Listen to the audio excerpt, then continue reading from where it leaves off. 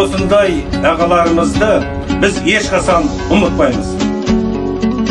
Elimiz zaman, жакымыз күш болсын, басымыз zaman, делimiz сау болсын. Қазақстанымыз көркейе берсін.